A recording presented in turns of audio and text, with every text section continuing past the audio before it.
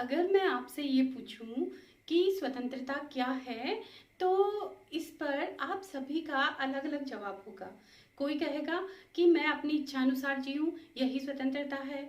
तो कोई ये कहेगा कि मुझ पर कोई रोक टोक ना लगाई जाए, यही स्वतंत्रता है। और कोई कहेगा कि मैं अपनी मर्जी के अनुसार जीवन को जीऊं, यही स्वतंत्रता है। तो अगर हम इस हिसाब से सोचें तो अपनी इच्छा के अनुसार कोई भी निर्णय लेना ही स्वतंत्रता है। या आप इसको इस तरह से कह सकते हैं कि व्यक्ति पर कोई प्रतिबंध ना लगाया जाए, या व्यक्ति पर प्रतिबंधों का अभाव ही स्वतंत्रता है। हेलो स्टूडेंट, आज हम राजनीति विज्ञान के सेकंड चैप्टर स्वतंत्रता पर चर्चा करेंगे। हमने पिछली वीडियो में राजनीतिक सिद्धांत के पहले पार्ट राजनीतिक सिद्धांत एक परिचय पर चर्चा की थी, जिसमें हमने बहुत सारे सिद्धांतों पर बात की थी। और अगर अभी तक आपने मेरा ये वीडियो नहीं देखा है तो आप ऊपर आई बटन पर क्लिक करके इस वीडियो को देख सकते हैं, या फिर नीचे डिस्क्रिप्शन बॉक्स में भी इसका लिंक दिया गया है, आप वहाँ पर जाकर भी इस वीडियो को देख सकते हैं। तो चलिए आज हम स्वतंत्रता पर चर्चा करें। जैसे कि मैंने अभी आपको कहा कि स्वतंत्रता का हर व्यक्ति के लिए अलग मायने हैं, यानी हर व्यक्ति स्वतंत्रता के बारे में अलग अलग विचार रखते हैं। और जैसा कि हमने कहा कि प्रतिबंधों का अभाव ही स्वतंत्रता है, क्योंकि जाहिर सी बात है हर व्यक्ति चाहता है कि वो अपनी इच्छा अनुसार जीवन जिए, उस पर कोई रोक टोक ना हो, कोई नियंत्रण ना हो, और इसी में उसे स्वतंत्रता महसूस होती है। और ये मनुष्य का स्वभाव भी है। तो ये एक तरह से प्राकृतिक अवस्था है, जिसमें कि प्राकृतिक अवस्था इसीलिए कहूँगी कि जो इसका प्राकृतिक सिद्धांत है वो ये मानता है कि स्वतंत्रता प्रकृति ने दी है हमें, और क्योंकि ये प्रकृति ने दी है तो प्रकृति ने तो हमारे ऊपर कोई प्रतिबंध नहीं लगाया है, इसीलिए मनुष्य के ऊपर कोई भी किसी भी प्रकार का प्रतिबंध लगाना अनुचित है। लेकिन आप यहाँ पर एक कल्पना करें कि अगर सभी को अपनी इच्छानुसार जीवन जीने का अनुमति दे दी जाए तो क्या होगा। देखिए, सभी अपनी इच्छानुसार जीवन जिएंगे तो ऐसे में सबकी स्वतंत्रता बनी नहीं रह सकती है। ऐसा क्यों होगा? क्योंकि जो शक्तिशाली हैं वो तो स्वतंत्रता का उपभोग करेंगे, लेकिन जो लोग स्वतंत्र शक्तिशाली नहीं हैं वो उनका एक्सप्लॉयटेशन शक्तिशाली लोगों के द्वारा किया जाएगा। जैसे अमीरों के द्वारा गरीबों का शोषण होना, या उच्च जातियों के द्वारा निम्न जातियों का शोषण होना, या उच्च वर्ग के लोगों के द्वारा निम्न वर्ग के लोगों का शोषण होना, या बाहुबलियों के द्वारा जो बलहीन लोग हैं उनका शोषण होना। तो इस तरह की चीज़ें देखने को मिलेंगी। तो आप देखें, इसका समाज पर एक नकारात्मक प्रभाव देखने को मिलता है, यानी कि समाज में अराजकता व्याप्त हो जाती है, लॉ एंड ऑर्डर मेंटेन नहीं रह सकता, और अव्यवस्था उत्पन्न हो जाती है और शांति भंग हो जाती है। तो इस प्रकार आपने देखा, ये एक विचार है, क्योंकि स्वतंत्रता को लेकर हर व्यक्ति के अपने विचार हैं। तो हमने एक ऐसे ग्रुप के विचार की बात की जो ये चाहते हैं कि उनके ऊपर कोई प्रतिबंध ना लगाया जाए, और जो ये चाहते हैं कि वो जो है अपनी इच्छा अनुसार कोई कार्य करें बिना किसी रोक टोक के। वहीं समाज में एक दूसरा वर्ग भी होता है जो ये चाहता है कि व्यक्ति की स्वतंत्रता कुछ प्रतिबंधों के साथ ही मेंटेन रह सकती है। या आप ये कहें कि कुछ राजनीतिक विचारक हैं जो ये मानते हैं कि व्यक्ति प्रतिबंधों के साथ ही स्वतंत्र रह सकता है। तो आप सोचेंगे भाई प्रतिबंध लगा देंगे तो व्यक्ति स्वतंत्र कैसे हुआ। तो यहाँ पर ये समझना जरूरी है कि व्यक्ति पर, उसकी स्वतंत्रता पर उचित प्रतिबंधों की बात की जा रही है। यानी कि कुछ राजनीतिक विचारक ये मानते हैं कि व्यक्ति पर कुछ उचित प्रतिबंध लगाए जाने चाहिए। यहाँ पर पूर्ण प्रतिबंध की बात नहीं की जा रही है यहाँ पर, क्योंकि स्वतंत्रता के बिना व्यक्ति का सर्वांगीण विकास संभव ही नहीं है। यानी व्यक्ति को अगर अपना सर्वांगीण विकास करना है तो उसे स्वतंत्रता जरूर मिलनी चाहिए, उसकी उसको आवश्यकता होती है। लेकिन स्वतंत्रता कितनी मात्रा में दी जाए, यहाँ पर इस बात में हम जो है चर्चा कर रहे हैं। तो जो दूसरा पक्ष है विचारकों का, वो ये मानता है कि व्यक्ति को योग्य कार्य करने के लिए जो सुविधाएं दी जाती हैं उसे हम स्वतंत्रता कहते हैं। यानी कि अगर व्यक्ति पढ़ना चाहता है तो उसे पढ़ने की सुविधा देना ये स्वतंत्रता है। लेकिन अगर व्यक्ति लड़ना चाहता है और हम चाहें कि भाई लड़ने की भी स्वतंत्रता मिले, तो ये तो स्वतंत्रता नहीं मानी जाएगी ना। यानी अगर व्यक्ति झगड़ा करना चाह रहा है तो उस पर जाहिर सी बात है कि प्रतिबंध लगाया जाएगा। तो ये जो प्रतिबंध लगाया गया है ये है उचित प्रतिबंध। तो इस आधार पर देखा जाए तो व्यक्ति की स्वतंत्रता पर उचित प्रतिबंध लगाना ही स्वतंत्रता है, या फिर व्यक्ति को योग्य कार्य करने की सुविधा प्रदान करना ही स्वतंत्रता है। तो यहाँ पर आपने दो रूप देख लिए, स्वतंत्रता के दो मान्यताएं देख ली, दो विचारधारा देख ली, जिसमें कि आपने देखा कि कुछ लोग ये मानते हैं कि पूर्ण स्वतंत्रता होनी चाहिए, और दूसरी तरफ कुछ लोग मानते हैं कि भाई स्वतंत्रता तो हो लेकिन उस पर कुछ प्रतिबंध लगाए जाएं। अब ये प्रतिबंध क्यों लगाए जाएं? ये प्रतिबंध इसीलिए लगाए जाएं कि बाकी लोगों की स्वतंत्रता भी बनी रहे। तो चलिए हम आगे बढ़ते हैं और हम अब बात करेंगे स्वतंत्रता के रूपों पर, क्योंकि अभी आपने जो भी कुछ पढ़ा है यहीं से स्वतंत्रता के रूप जो है वो निकल कर आते हैं। जो हमने पहले प्रकार की स्वतंत्रता पढ़ी थी जिसमें हमने कहा कि व्यक्ति के ऊपर प्रतिबंध नहीं लगे होने चाहिए, यानी कि प्रतिबंधों का अभाव ही स्वतंत्रता है। तो ये जो रूप है स्वतंत्रता का, इसको हम कहते हैं नकारात्मक स्वतंत्रता।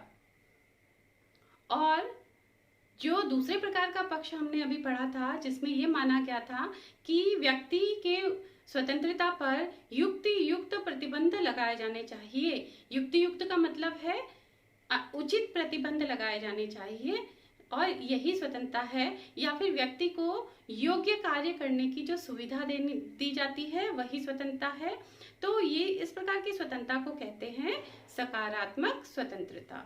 कुछ राजनीतिक विचारक हैं जो नकारात्मक स्वतंत्रता का पक्ष लेते हैं, उसके समर्थक हैं, जैसे कि Hobbes, John Locke, John Stuart Mill, Adam Smith etcetera. और ऐसे ही कुछ सकारात्मक स्वतंत्रता के समर्थक राजनीतिक विचारक हैं, जैसे कि ग्रीन, लास्की, हॉबहाउस, मैकाइवर आदि। तो चलिए हम अब स्वतंत्रता के प्रकारों पर चर्चा कर लेते हैं कि स्वतंत्रता के कितने प्रकार हैं। मुख्य रूप में देखें तो स्वतंत्रता को हम 3 भागों में डिवाइड कर सकते हैं: प्राकृतिक स्वतंत्रता, सामाजिक स्वतंत्रता और नैतिक स्वतंत्रता। और अगर हम प्राकृतिक स्वतंत्रता की बात करें तो प्राकृतिक स्वतंत्रता के 3 अर्थ माने जाते हैं। पहला, स्वतंत्रता प्राकृतिक होती है, यानी यह प्रकृति की देन है। जैसा कि रूसो ने भी कहा है कि मनुष्य स्वतंत्र उत्पन्न होता है किंतु वह सर्वत्र बंधनों में जकड़ा हुआ है। तो रूसो ने भी ये बताने की कोशिश की है कि मनुष्य जो है जब पैदा होता है तो वो स्वतंत्र होता है, लेकिन जब वो समाज में आ जाता है, समाज का सदस्य बन जाता है, तो उसके साथ बहुत सारे बंधन उस पर जुड़ जाते हैं। दूसरा प्राकृतिक स्वतंत्रता का जो दूसरा अर्थ है वो यह है कि मनुष्य अपनी इच्छा के अनुसार कार्य कर सके, इसी को प्राकृतिक स्वतंत्रता कहते हैं। और जो प्राकृतिक स्वतंत्रता का तीसरा अर्थ है उसके अनुसार सभी मनुष्य समान हैं और उन्हें अपने व्यक्तित्व के विकास के लिए समान सुविधाएं मिलनी चाहिए। अगर हम स्वतंत्रता के दूसरे प्रकार पर बात करें तो वो है सामाजिक स्वतंत्रता। सामाजिक स्वतंत्रता, इसका मतलब ये है कि समाज में सभी व्यक्तियों को अपने सर्वांगीण विकास के लिए सुविधाएं मिलना ही सामाजिक स्वतंत्रता है। यानी व्यक्तियों को सारी सुविधाएं मिलनी चाहिए ताकि वो अपना सर्वांगीण विकास कर सके। तो अगर हम सामाजिक स्वतंत्रता की बात करें तो सामाजिक स्वतंत्रता के अंतर्गत बहुत सारी बातें आ जाती हैं, जैसे कि व्यक्तिगत स्वतंत्रता, राजनैतिक स्वतंत्रता, आर्थिक स्वतंत्रता, धार्मिक स्वतंत्रता, राष्ट्रीय स्वतंत्रता और नागरिक स्वतंत्रता।